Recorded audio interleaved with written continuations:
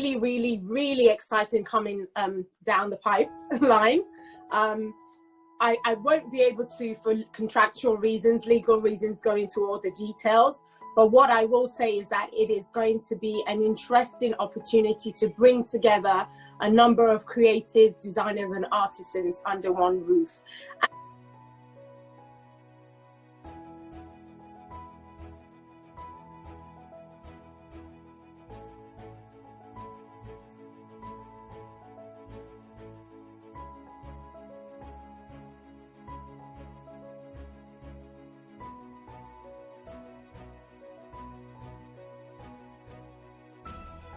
Welcome everyone. I just want to say welcome again to Lola and Layo.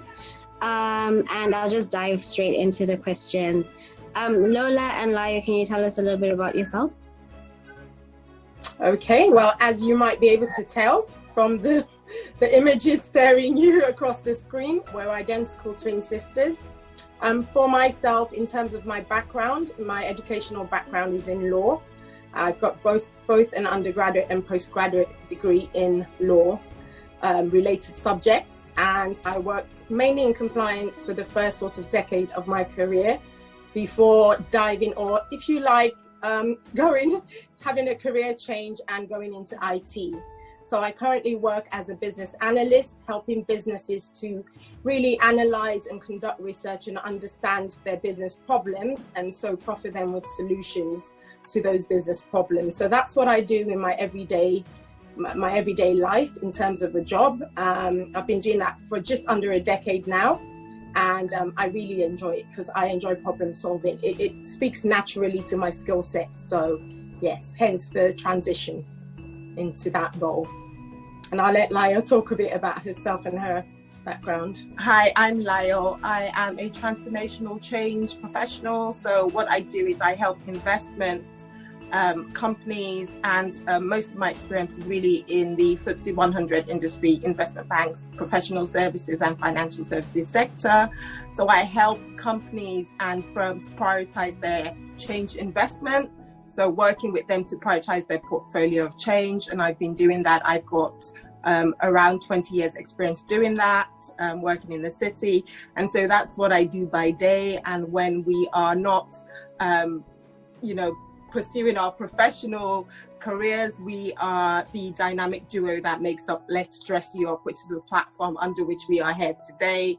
And Let's Dress You Up is a premium image consultancy firm. We work with individuals to help them represent themselves in the best possible way. So the way they represent themselves as a brand, and we help them with the whole image branding piece, amongst other things other services that we offer our customers. Great. And where are you guys based right now? Where is your company based? So our company, well, as individuals, we're based in a town about 60 miles north of London, but we operate throughout the UK and even further and beyond. So we have clients in the Middle East, we have clients in various countries in Africa, including Nigeria, Kenya, Abidjan, and so on and so forth. So we are quite fortunate that technology allows us to be able to, as with most businesses, operate globally. So yes, based in the UK, but in terms of our business clientele, worldwide, global. Tell us about how it is living in the UK and building a business, a startup in the UK. Tell us a little bit about that. Okay, so we've been living in the UK for upwards of, well, I'd say closer to 30 years, going, well, aggregate, because we started our journey here actually in Wales, and then we were fortunate enough to have a few years in Nigeria, about 12 years or 13 years of living in Nigeria before we came back here in our late teens to further our education. And so it's quite interesting because culturally, obviously, we identify with our culture. We have a mix of cultures, which is the African side of us, the Nigerian side of us, as well as our experiences here, living in Wales and then in England now. It's been interesting. It has its challenges, but mainly it's been a very positive experience for us to be able to transition from, people, employers, if you like, or employees, if you like, to business owners. And it's just been a very interesting journey over the last couple of years. So yeah, it's been good. It's been positive. Mm-hmm. And let's talk a little bit about the underlying essence of Let's Dress You Up. What is the why behind your brand? The why behind our brand, I'll answer that one. The why behind our brand is really about empowering people to be the best version of themselves. So we recognize that there will be individuals out there who may have an idea of how they want to represent themselves and how they want to present themselves. You know, there's a saying that goes, you know, dress as you want to be addressed. We recognize there will be a pool of people who are strong and understand what their brand identity is and how they want to present themselves, albeit in a workplace or in social gatherings or less informal gatherings. But we also recognize there will be individuals who have no idea how to do that. And so what we are all about is about empowering people to understand what image they want to present to the world, and then equipping them with the tools and the tools that they need to be able to do that, to be able to get the best, you know, representation of themselves. And so it's all about empowerment. It's all about coaching people. It's all about helping people to bring their whole authentic self to the equation, you know, wherever they might find themselves in their career, in their journey, in their life journey. So it really is customer focused and about empowering people. And if I could just add to that, I think for us, we see this very much, although of course it's a business and we're here to also make some money out of it. But further and more importantly than that, it's an opportunity to give back. We've been fortunate to be brought up as very strong, independent, confident women that are go-getters and, you know, understand what we are about. And so an opportunity to be able to equip people with the tools and the skills they need to do that for themselves and to become their true authentic self and be comfortable being that. It's just great that this business affords us that opportunity. So really, that's the why. That's why we do what we do. That's, you know, that is really what makes us tick. Right. And how did you guys get into your sector space? Tell us about your entrepreneurial journey. So I would say that the journey started at a very young age. And the reason that I say this is, as Layo has said, we work as image consultants, styling shoppers. And we have a mother that's very savvy and switched on in terms of fashion, in terms of style. So our first experience of growing to this area really has come from our mother. And she ran quite a number of businesses in that space. She ran boutiques, she sold fabrics, she sold beauty products and so on and so forth. So we were exposed to that industry quite early on as children. And as we developed ourselves, we were quite fortunate to pick up on her amazing sense of style, etc., and keen eye for detail in that space. And so what we've been able to do is help friends and family along the way actually doing this. So if you say, where did the Let's Dress You Up journey begin, or when did it begin? I would say as far back as 10, 15 years, where we've been doing this very informally for friends and family. And so actually it's interesting that they began to recognize that what we had here was a real skill set and began to encourage us to take it to monetize it and to really make it into a formal business. And so that's how we've kind of ended up here. That's the journey.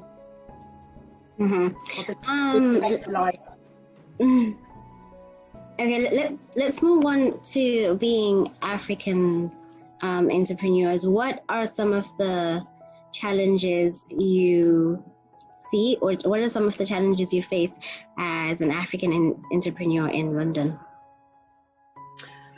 I think the main thing that we face is probably what any female Black entrepreneur would face in the UK, which is prejudice.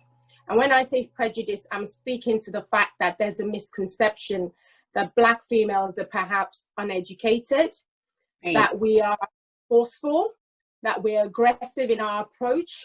And so what you find is that these misconceptions end up standing or becoming a bit of a stumbling block in terms of other business owners being willing to engage with you when you're trying to make a head start in business. And of course, these are myths. You know, these are myths and stereotypes that we as Black business women are trying to dispel alongside our other colleagues. And what you then find is that because these myths exist and these misconceptions, business owners are quite reluctant to, that it holds us back in a way, because what you then don't want to do is, you don't want to be as forceful or aggressive, you don't want your actions to be misinterpreted, and you start to undersell yourself. You undersell your value as a business owner, you undersell your services, just because you want to get that look in and get your foot in the door. So I would say one of the greatest challenges that we face as Black African, business owners is that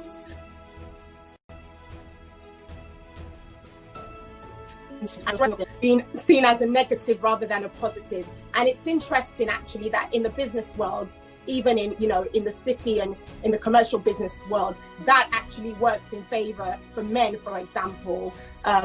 Being driven, being dogged, being confident, being even, I dare say, a bit arrogant works in your favor. But when you're presented with a Black female, it becomes more of a stumbling block. So the challenge has always been understanding where to draw a fine balance and understanding how to represent your strength positively, and actually working within yourself to understand what value you bring as a business owner, and then being confident in what you're delivering. And I think also there's the issue of gender bias, and like Lola alluded to in the commercial space, when you go as a business owner, for example, maybe to get funding or to a business meeting, the people that you are pitching to 9 out of 10 times do not look like you, and they are male. So, there's statistics that tells us that, 53% of people who go to get funding in the industry are men. And, even on top of that, out of those 53%, women are less likely to get, or men are less likely to get 6% more than women in terms of funding. So it's about getting a place at the table. And this is where, as Black entrepreneurs, Black female entrepreneurs, we need to start asking for a seat at the table and really networking. And like Lola said, understanding what value we bring to the industry and, shouting about it in a positive way, so that we can start to change that narrative, particularly for generations after us. But I think in the now, in the here and the now, it is really about asking for a seat at the table, getting a seat at the table, and then making that change and adding value and shouting about the value that you add. And in your opinion, when it comes to investing and funding, what do you think needs to change in order to become more effective in terms of getting funding in your sector?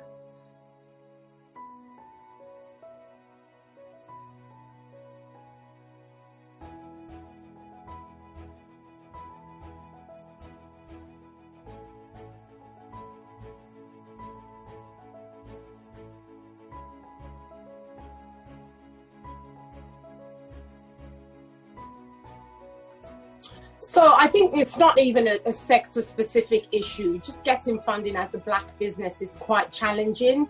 And some of the reasons around that, like Layo has said, well, one of the reasons is that as a startup, what you usually draw on is your network. And the network for Black business owners in the UK, for example, is obviously not as broad as for other business owners, because a lot of people are first, second or third generation migrants. And we just do not have that pool of people within business to perhaps who will support us, who look like us, and so, would be willing to take a chance or a gamble on your business idea. The other thing, particularly, as Layo said, for Black female business owners, is that gender bias issue, where when you go to try and get funding, there's 13% on a board of investors, only 13% are actually women in the UK, and there's research that actually confirms that. So the people you're meeting in the room, don't look like you and are not of the same gender, and so you're almost up against it. And also speaking to the issue I spoke about earlier about the stereotypes and the myths around Black women being aggressive and being, difficult to work with in business, what you then find is that discourages people from actually going out to seek that funding. So even where the opportunities are there, you're already sort of discouraged because you feel like, there's going to be bias against you as a Black female business owner.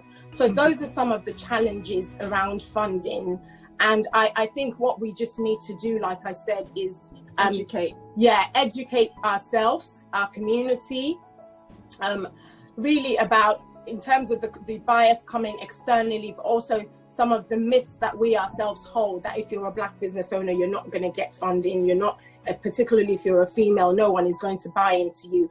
And I think there's a recognition that things need to change, because this week, Virgin Startup has actually pledged that 50% of its funding allocation for startup businesses will now go to female business owners.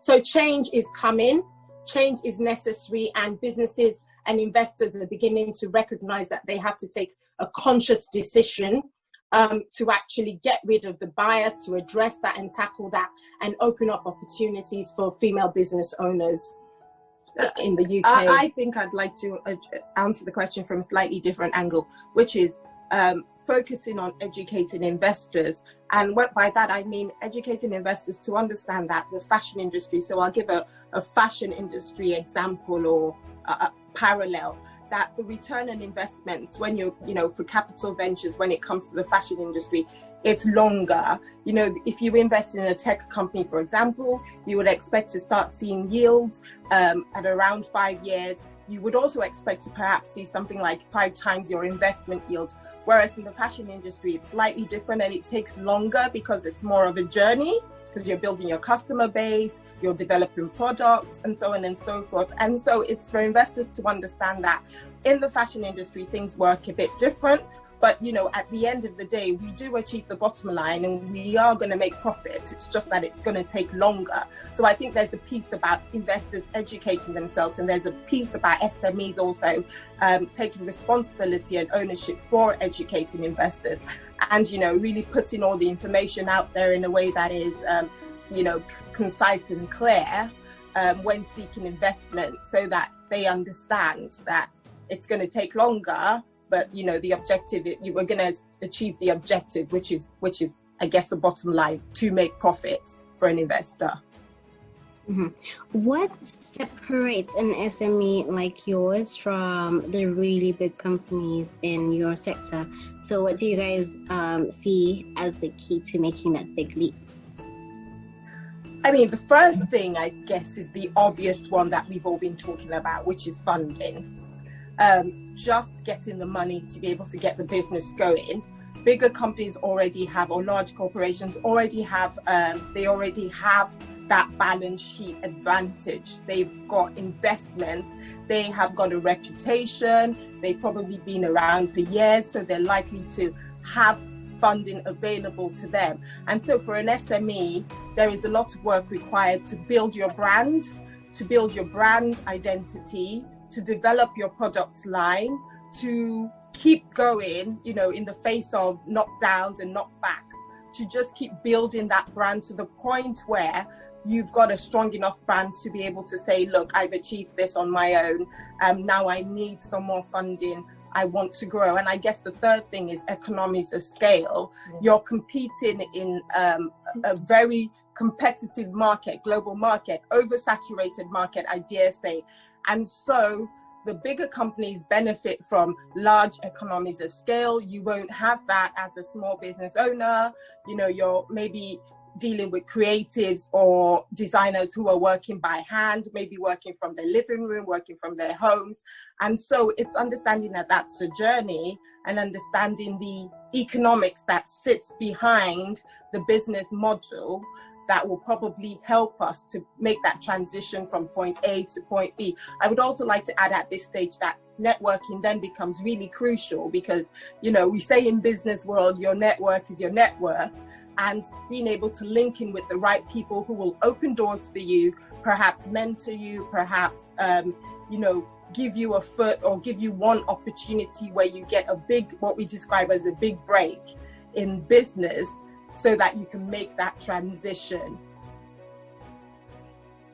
And I read here that you held a masterclass for networking during the the Africa Fashion Week in London. Can you tell us about the experience and give us a summary of the knowledge you shared? Sure, that was really interesting because the whole way that we ended up coming across the opportunity to do masterclass in itself was via networking. So, you know, that in itself was the fact that we were able to deliver and we're privileged to do so was as a result of building a network and having a link into African Fashion Week London. What I will say is it was a good example of the power of networking. And when we delivered the masterclass, what we focused on were topics like industry engagement. So the importance of industry, importance of doing good by doing well, by doing good, which is giving back to your community and your social and corporate responsibility. We talked about understanding the new technology in your and keeping it a place in which you can engage with your industry. We also spoke about building relationships and collaboration, which is really important because, you know, I might have a product, you might have a product, and together we're able to build a powerhouse of brands who have come from mergers, you know, over the years and across the business world. So obviously the importance of building relationships and leveraging those relationships at the right time is crucial. We all about network, described it as networking 101. Why is it important to network? How do you network? When you go to that business meeting or that trade fair, or, you know, you link into a network, how do you go about it? How do you pitch? The importance of following up. And ended up with a case study, which was our experience of a bridal shoot, which we had done with a boutique bridal shop, and how we were able to use our network to get the right pool of people. So photographers, models, made list ourselves, hairdressers, and things like that. So that was really great, and we got amazing feedback. And I think we learned so much at ourselves in the course of writing that material and delivering the course. So that was really exciting, I'm afraid. Okay, so we're moving on to client management and technology. How important is that in your line of business? Technology and the customer cannot be separated, and I think every business owner will understand that we can't talk about in 2020, we can't talk about the customer without talking about technology, and we can't talk about technology without talking about the customer. And so what technology helps us to do is it underpins it's the machinery that helps us to drive our business, and it's a key. And so when talking about the journey and we're thinking about the customer experience, technology assists us or helps us to build that in and to make sure that we can engage with our community, our potential customers and our existing customers through a number of platforms. So take, for example, social media. You know, you can engage through images, through moving images. There's Twitter, there's Pinterest for people who are in the fashion industry. And so you are already setting a lifestyle and an application to your customers through technology. Also does this. It provides you with a platform to do things like advertising, promotions, promote your sales, promote your products. And sometimes you're doing it for small business owners like a cost. So take Twitter, for example, or take Facebook, or take Instagram, for example. It's there for you to advertise, and you're already reaching a global. Technology helps you to go global, really. I think on a more practical level, for example, when we're working with our clients, say they're in the Middle East, for example, you can use WhatsApp, you can use Zoom, you can use video conferencing to deliver a class or to deliver a service, or say you're virtually delivering a master.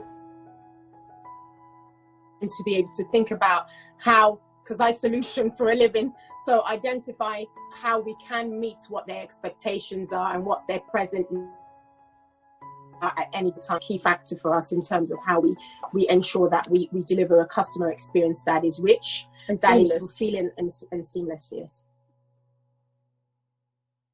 Let's go on to mentorship. How has mentorship played a role in your journey as entrepreneurs? We live for mentorship. It's interesting that you say that, and we just touched on collaboration. And actually, a lot of opportunities we've had to collaborate have come through our mentorship streams have come through Met, people who have decided to take us under their wing and give us opportunities and mentor us. And so for us, we have had mainly informal mentors, and we've been quite fortunate to have mentors in different spaces. So we have business mentors, we have mentors that are from a legal background, we have people in the fashion and retail, creatives, designers, and what it just does is it helps you to draw on a pool to actually the gaps in your own skill set. So we are all about the mentorship agenda. We ourselves mentor people coming after us in business, in other areas, not necessarily business even. And so for us, we found that it's really helped us on our journey. It's helped us it's given us a fresh pair of eyes, a different pair of eyes, a lens on our business, if I could put it that way. And it's helped us to start to grow. It's been an integral part of our journey. And I don't see that changing, actually. So yes, mentorship for us is something that we buy into 100% and that we take advantage of wherever it is possible. Okay. What are your future plans for growth and expansion? Wow. So we have something really, really, really exciting coming down the pipeline. I won't be able to, for contractual reasons, legal reasons, go into all the details. But what I will say is that it is going to be an interesting opportunity to bring together a number of creatives, designers, and artisans under one roof, and to give people like us and other business owners who have an amazing offering, but maybe don't have the opportunity to reach as many people as they need to. So you have a quality item, a quality service or product, but you don't know how to, or you haven't had the opportunity yet, either because you're busy creating or because you don't have the know-how to reach a wider audience globally. So that's something really interesting coming down the line for us at Let's Dress You Up. And on top of that, we are actually in the process of designing our own range of clothing items. So merchandise is coming from us, and we're very, very excited about that. So those are the things that we have coming soon, and those will be keeping us busy for quite a while. Entrepreneurship. Our co-founders, Tunji and Debo, what advice do you guys have? Fashion tips, you might say, or any other thing that you can advise them on? Yeah, I'll speak generically, and I'll say that, Layo said it already, dress how you want to be addressed. And it sounds cliche, and people say that, and you get the people that roll their eyes and say beauty is only skin deep and it's not about external appearance. But you have something like 7 seconds to make an impression, to make a first impression. So what we would say to Tunji and Debo is make it count. Always lead with your best foot, and that best foot doesn't just mean your best intellectual foot, but your best fashion foot. So yes, be intentional about how you present yourself, be intentional about your life, be intentional about what you say, what you do, and how you look. And can I add something? Yeah, sure, go ahead. I think for me, everyone who knows me knows I'm a lover of the color blue. So I always recommend, find some blue items, some blue garments that really work for you, whether you be male or female. Blue is quite a centering color. It's quite a powerful color. It's quite a wholesome color, and the energy that it gives is quite positive. So I would say that. And then I would say for me personally, as I've progressed in my, should I say, fashion journey, it has been intentional about the brands that you patronize, or how you spend your individual fashion budget or your disposable income. And so for me, as someone from African heritage, I've become more purposeful about supporting designers and artisans in that space, and spending my money, in organizations or with small businesses who are growing. So just supporting them in your own little way and supporting that dream, and investing in pieces where there's a story behind it, and something that reflects my core values and the things that I believe in. I think is really important, and that will translate when you put that garment on, or when you when you get dressed, or when you get out of bed. So the storytelling behind the garment, and obviously I'm also very passionate about how the garment is made. Is it made under good conditions? Is there fair working conditions for the employees, and so on and so forth? And so that will be my own 2 cents that I've just thrown in there. And what about for Get Funded Africa? Do you have any advice or any words of encouragement for us? I think you're doing a really amazing job. I've watched quite a few of the videos that have been on YouTube. What I would say is keep doing it. I always say, just do it. Do it afraid, but do it anyway. So well done, guys, and more grease to your elbows, as they say.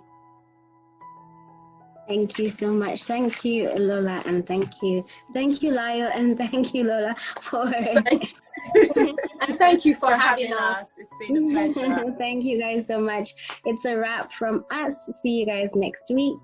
Bye. Bye. Bye. Thank you.